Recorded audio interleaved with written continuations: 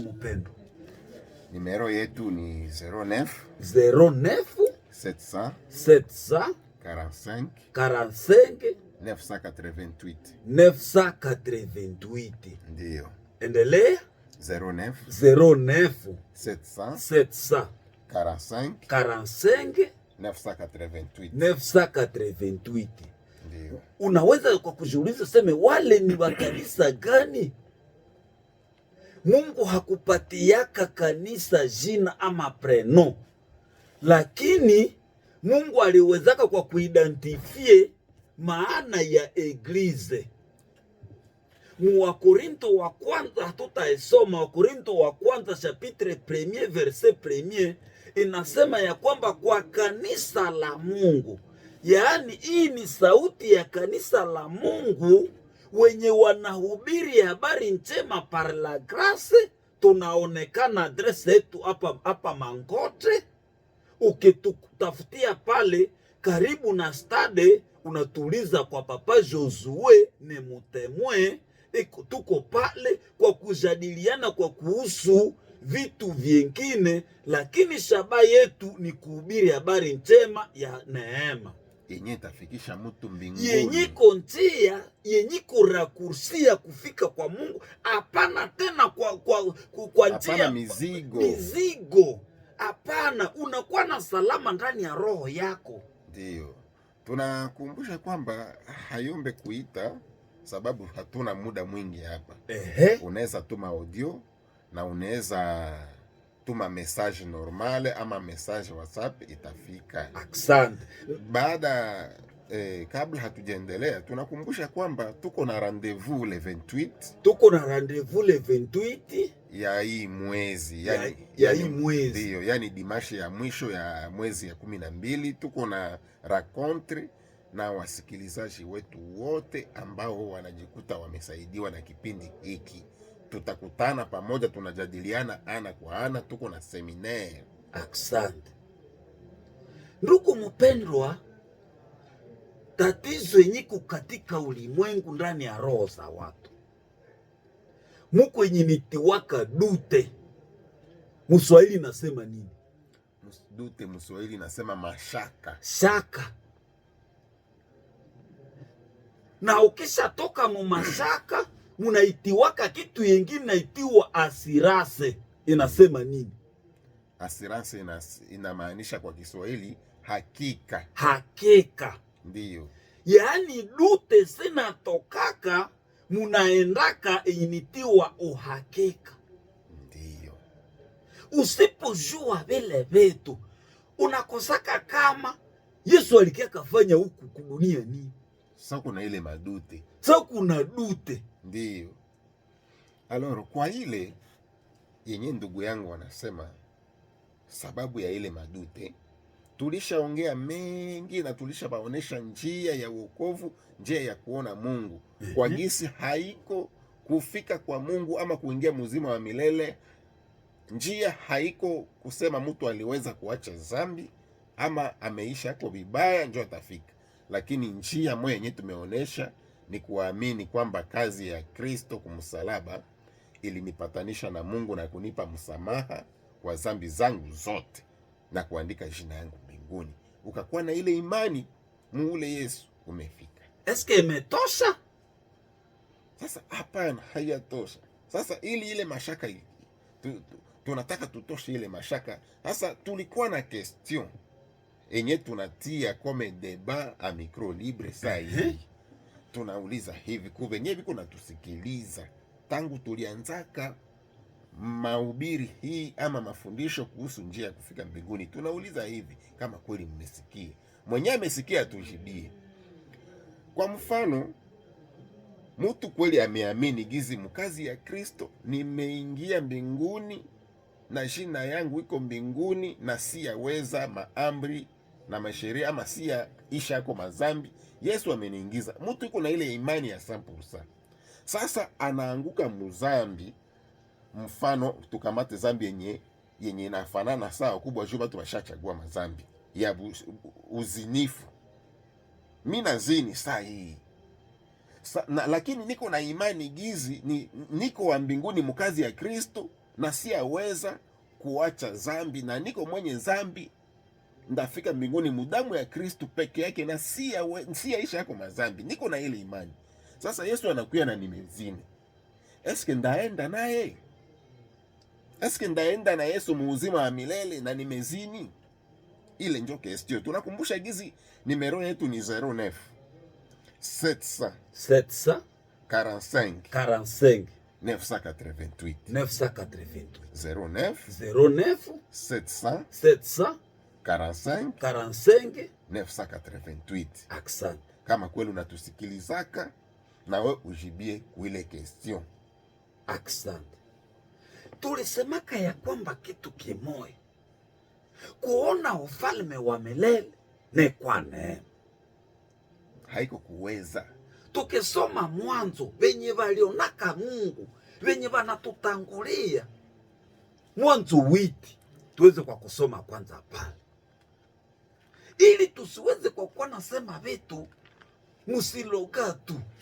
Donc unasema kitu kenye kiko na pwi biblike, tusiseme vitu kwa midomo.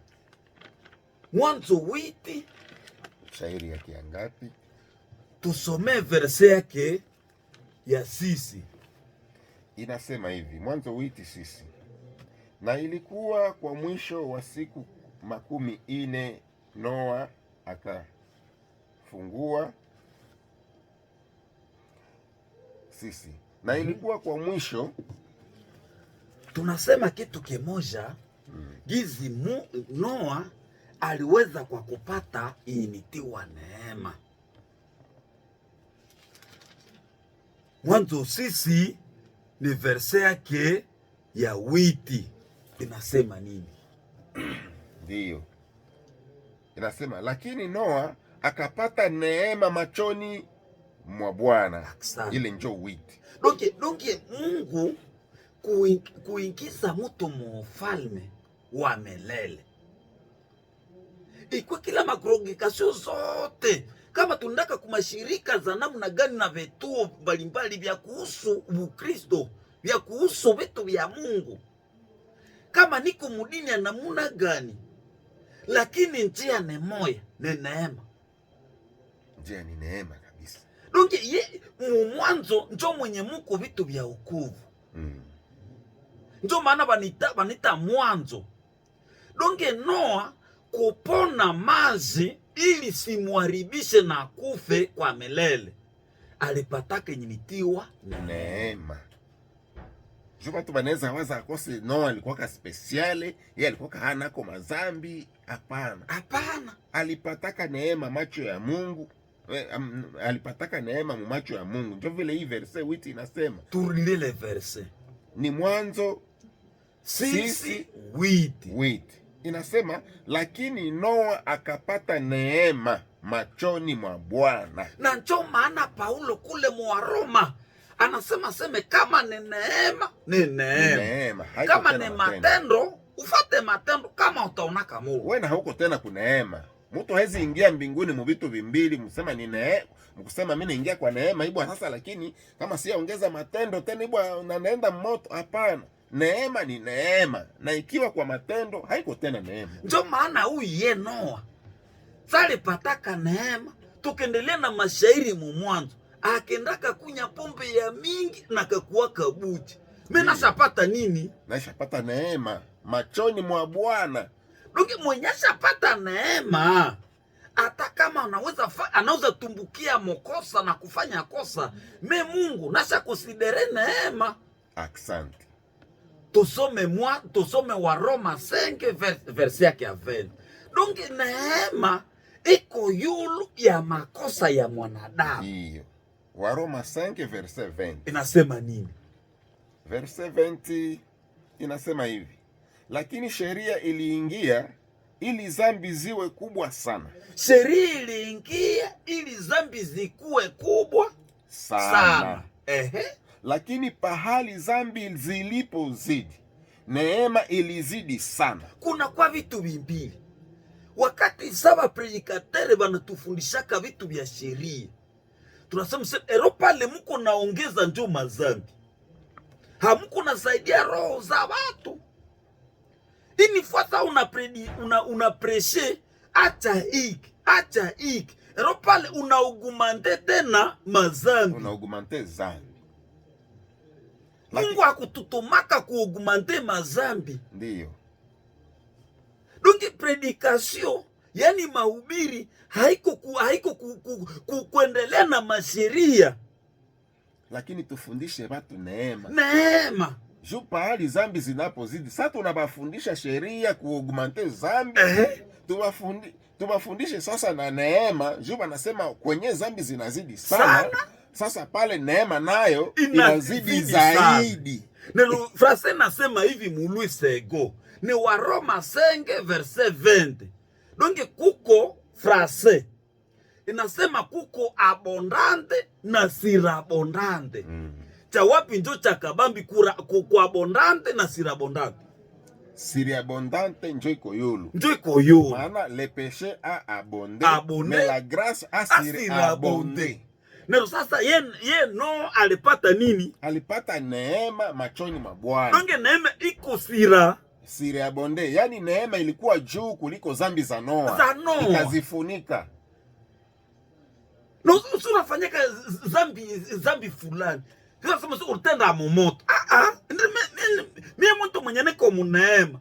Neema iko sirabondante. Ubie niulize question. Nani njoo mwi dunia mwenye anaweza fanya zambi zenye zinakuwa yulu kushindia neema? Zenye zambi njoo ina sirabonde kuneema. Nani njoo anaweza kuwa na zile zambi? Tudilete nile verse ya Waroma hili. Waroma 5:12. Rome 5:20. Inasema hivi: lakini sheria iliingia ili zambi ziwe kubwa sana. Lakini pahali zambi zilipozidi, neema ilizidi zaidi sana. Dongi kusema zaidi sana. Ilizidi zaidi sana. Sasa tunasema utengia mbinguni mukarakursika neema. Yani karakursi kenye kikursira abondante. Tunasema useme hautaenge. Yani neema ilikuya kubale benye biko na mazambi. Benye bameshindwa kumasheria zenye bapredikatere banatufundisha. Ndiyo, benye balisha shindwa ndio benye neema ilikuia. Usifanye hiki, usikule nguruwe, usikule bandugu na makanuni tena zenye ziko na mubibili tena nazo zishaka kuwa za mingi, lakini neema